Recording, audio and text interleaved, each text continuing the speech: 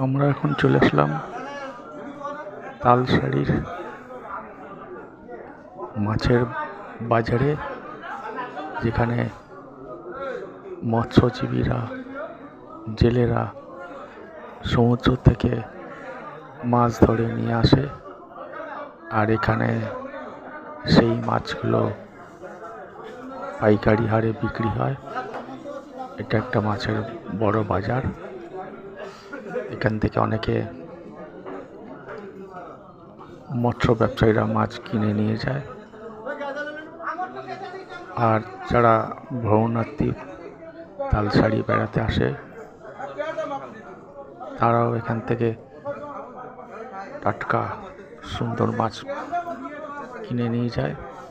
দামও একটু কম পড়ে আর ভালো মাছ পাওয়া যায়।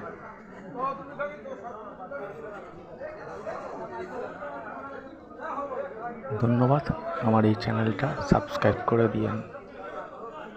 ধন্যবাদ।